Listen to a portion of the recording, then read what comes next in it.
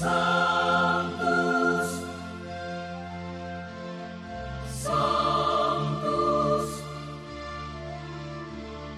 Sanctus Dominus Deus Sabaoth. Bapak, Ibu, dan saudara-saudariku yang terkasih dalam Tuhan kita Yesus Kristus, salam sejahtera untuk kita semua. Berkat Allah yang Maha Kuasa senantiasa menyertai kita. Marilah kita mendengarkan dan merenungkan bacaan-bacaan kitab suci hari Jumat tanggal 13 Maret tahun 2026. Dalam nama Bapa dan Putra dan Roh Kudus. Amin. Bacaan pertama dari kitab Nubuat Hosea bab 14 ayat 2 sampai 10. Beginilah firman Allah. Bertobatlah hai Israel kepada Tuhan Allahmu, sebab engkau telah tergelincir karena kesalahanmu. Datanglah membawa kata-kata penyesalan dan bertobatlah kepada Tuhan.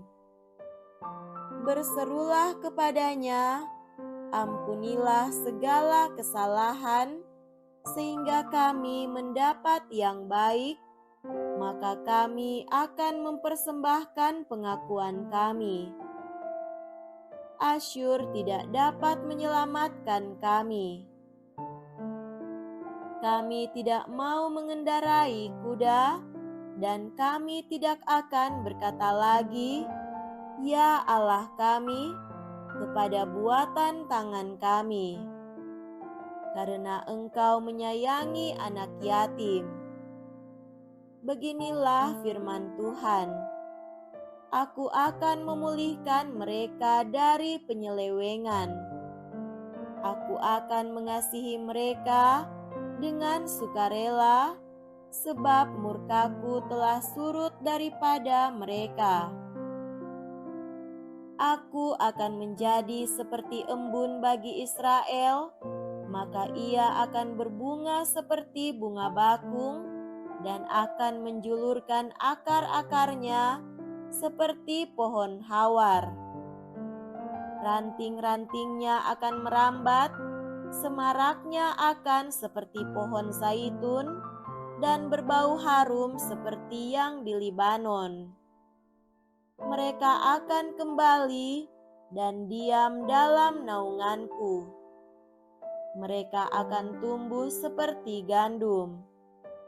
Mereka akan berkembang seperti pohon anggur yang termasyur seperti anggur Libanon.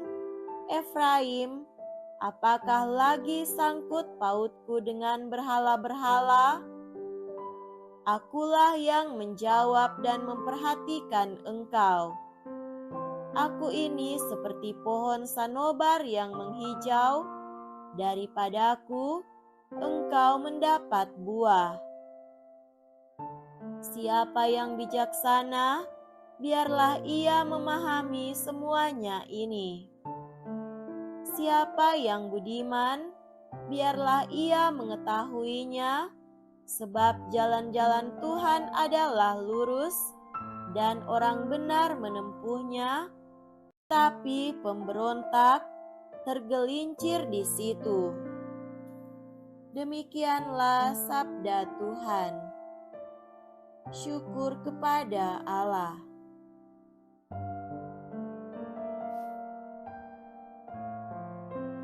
Semoga Tuhan beserta kita sekarang dan selama-lamanya.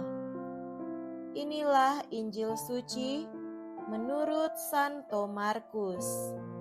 Dimuliakanlah Tuhan. Injil Markus bab 12 ayat 28b sampai 34. Sekali peristiwa, datanglah seorang ahli Taurat kepada Yesus dan bertanya kepadanya, "Perintah manakah yang paling utama?" Jawab Yesus, "Perintah yang paling utama ialah, dengarlah hai orang Israel, Tuhan Allah kita itu Tuhan yang esa.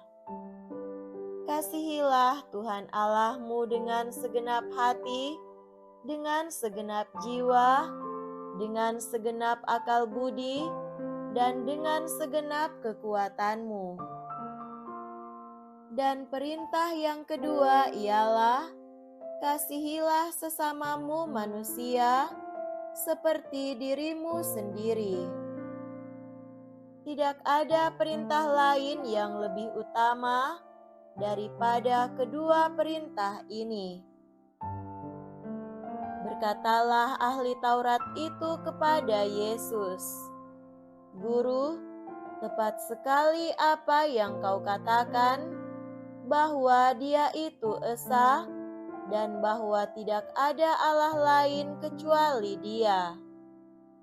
Memang mengasihi Dia dengan segenap hati, dengan segenap pengertian, dan dengan segenap kekuatan, serta mengasihi sesama manusia seperti diri sendiri jauh lebih utama daripada semua kurban bakaran dan persembahan." Yesus melihat betapa bijaksana jawaban orang itu. Maka Ia berkata kepadanya, "Engkau tidak jauh dari kerajaan Allah." Dan tak seorang pun berani lagi menanyakan sesuatu kepada Yesus. Demikianlah sabda Tuhan. Terpujilah Kristus.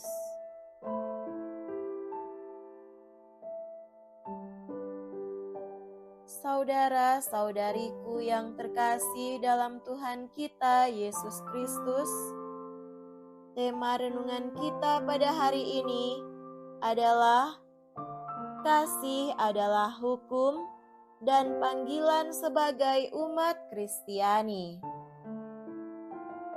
Injil hari ini adalah teks yang sangat familiar dengan kita, sebab ia berisi tentang hukum kasih, yaitu kasihilah Tuhan Allahmu dengan segenap hatimu, dan dengan segenap jiwamu, dan dengan segenap akal budimu, dan dengan segenap kekuatanmu. Dan hukum yang kedua ialah, kasihilah sesamamu manusia seperti dirimu sendiri. Menarik sekali, di dalam iman kita, kasih itu adalah sebuah hukum, yaitu hukum kasih. Jika sesuatu dijadikan hukum, maka ia mengikat semua orang yang berada di bawah hukum itu. Bahkan hukum kasih yang diajarkan oleh Yesus adalah undang-undang dasar kerajaan Allah. Artinya, kasih haruslah melandasi seluruh hukum yang lain. Karena itu, tidak heran di dalam teks yang lain Yesus menegaskan, "Janganlah kamu menyangka bahwa aku datang untuk meniadakan hukum Taurat atau kitab para nabi. Aku datang bukan untuk meniadakannya, melainkan untuk menggenapinya." Dalam arti tertentu, Yesus hendak menegaskan bahwa hukum kasih ini merupakan rangkuman dan esensi dari seluruh hukum Taurat dan kitab para nabi. Yesus hendak menempatkan kasih sebagai prinsip tertinggi yang melandasi dan melampaui semua hukum yang ada. Saudara-saudariku terkasih, sebagai manusia, terkadang kita mempraktekkan terbalik dari hukum kasih, yang mana kita lebih mementingkan hukumnya itu sendiri daripada kasih. Atau bahkan kita justru mempraktekkan hukum lama seperti mata ganti mata. Padahal yang Yesus kehendaki ialah agar kita bertindak jauh lebih dalam daripada sekedar membalas kejahatan dengan kejahatan dan lebih melandaskan kasih daripada hukum itu sendiri. Ingatlah bahwa hukum itu pada dasarnya mengikat kita. Karena itu, hukum kasih itu harus benar-benar hidup di dalam seluruh kehidupan kita. Hukum kasih ini harus mempengaruhi cara berpikir, cara merasa, dan cara kita menyikapi setiap pengalaman hidup kita. Dalam arti tertentu, hukum kasih harus menjadi landasan hidup dan panggilan kita sebagai umat Kristiani yang mempengaruhi cara umat Kristen memandang diri sendiri, sesama, dan Tuhan. Karena itu, marilah kita benar-benar menghidupi dan mempraktekkan hukum kasih ini di dalam kehidupan kita. Semoga demikian. Amin. Dalam nama Bapa dan Putra dan Roh Kudus. Amin.